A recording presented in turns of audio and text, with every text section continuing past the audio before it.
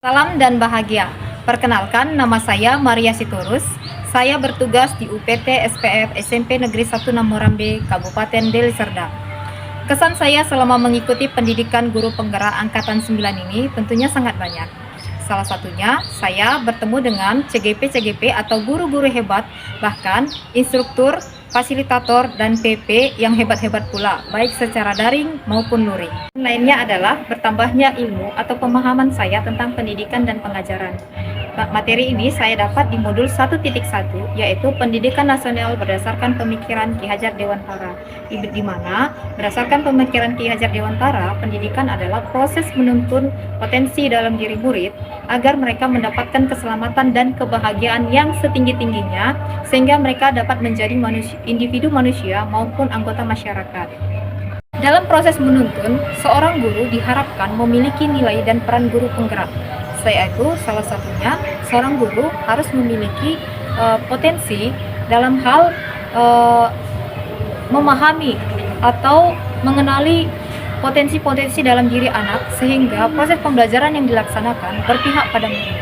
Seorang guru juga diharapkan dapat mengembangkan potensinya secara mandiri maupun kolaboratif, yaitu dengan cara membangun komunikasi dengan rekan-rekan guru lainnya, baik dalam hal untuk melakukan refleksi ataupun juga untuk mengembangkan potensi diri seorang guru, sehingga dalam proses kepemimpinan pembelajarannya semakin meningkat.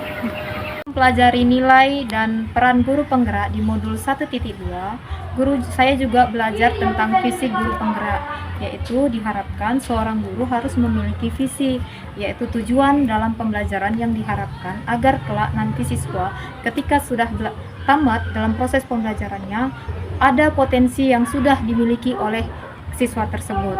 Visi yang guru penggerak diharapkan dapat dilakukan dengan menggunakan pendekatan AI, apresiasi inquiry, dengan menggunakan tahapan Bagja. Dalam visi guru penggerak, saya mempelajarinya di modul 1.3, di mana seorang guru memiliki tujuan ketika seorang anak lulus dalam pembelajarannya, dia sudah memiliki potensi-potensi tersebut, sehingga dia bisa memiliki kemampuan sesuai dengan profil pelajar Pancasila. Dan kemudian saya belajar tentang budaya positif, yaitu berbicara tentang nilai-nilai kebajikan yang sesuai dengan P5. Nah, budaya positif saya pelajari di modul 1.4.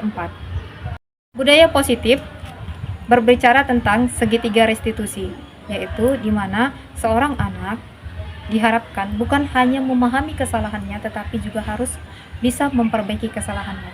Di dalam modul 1.4 ini juga seorang guru diharapkan dapat bukan hanya mengajar, melainkan bisa menuntun sebagai seorang manajer. Kemudian saya belajar di modul 2.1, yaitu bagaimana cara saya untuk dapat membuat atau merancang pembelajaran yang berdiferensiasi, di mana saya juga harus memahami minat dan bakat seorang anak dan memahami kebutuhan belajarnya. Kemudian saya belajar tentang 2.2, yaitu pengelolaan sosial emosional, di mana saya juga harus menyadari sebelum memulai pembelajaran bagaimana kondisi seorang anak, sehingga ketika dia dalam belajar dia mau mengikuti pembelajaran tersebut. Setelah itu saya juga belajar di modul 2.3, yaitu coaching klinik supervisi. Tujuannya adalah memahami ketika proses pembelajaran berlangsung, seorang guru memahami di mana letak kurang atau lebihnya dalam proses pembelajaran yang dia laksanakan. Kemudian, bagaimana cara untuk memperbaiki atau merefleksi pembelajaran tersebut sehingga dapat meningkatkannya di pembelajaran yang berikutnya. Kemudian saya belajar di modul 3, yaitu modul 3.1, berbicara tentang pengambilan keputusan. Seorang guru diharapkan menjadi seorang pemimpin pembelajaran yang dapat mengambil keputusan yang tepat. Bukan saja melihat dari sumber dayanya, tetapi bisa dari segi potensi-potensi lainnya. Nah, ketika seorang guru mengambil keputusan dengan memahami sumber daya, maka saya juga belajar di modul 3.2, yaitu pengelolaan sumber daya. Sumber daya di sini adalah saya harus memanfaatkan sumber daya yang ada di lingkungan sekolah, bukan saja di lingkungan, bahkan di sekitar sekolah, sehingga saya dapat menggunakan aset-aset yang ada. Kemudian saya menggunakan menjadi kekuatan di dalam diri saya, agar ketika saya menggunakan tersebut, saya dapat memanfaatkannya sehingga proses pembelajaran yang saya rancang bisa menjadi lebih baik.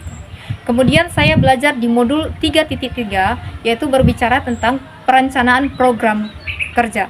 Seorang guru juga harus bisa merancang program yang sesuai dengan minat atau yang disukai oleh seorang murid, sehingga ketika mereka ingin mengikuti program tersebut, mereka merasa tertarik dalam mengikutinya. Dalam merancang program kerja, seorang guru juga harus memperhatikan suara, pilihan, dan kepemilikan murid dengan tujuan agar program yang dirancang bukan hanya berdampak tetapi berpihak pada murid. Selain itu, kesan yang saya miliki adalah ketika saya mengikuti Lokakarya, saya banyak mendapatkan ilmu-ilmu bukan hanya dari proses penerapan ilmu yang saya dapat dari daring, tapi saya juga dapat berdiskusi dengan rekan-rekan CGP hebat lainnya. Pesan saya adalah saya berharap program ini tidak hanya berhenti di sini saja, tetapi terus berkelanjutan agar dapat menggali potensi-potensi guru-guru hebat sehingga mereka dapat menjadi lebih baik lagi. Saya juga berharap untuk guru-guru penggerak yang sudah mengikuti pendidikan guru penggerak ini bukan hanya tergerak, tapi bergerak untuk menggerakkan guru-guru hebat lainnya di satuan pendidikan manapun, sehingga mau mengikuti program ini agar dapat meningkatkan mutu pendidikan di setiap satuan pendidikan sehingga dapat menciptakan Indonesia maju. Terima kasih. Salam dan bahagia. Tergerak, bergerak, dan menggerakkan.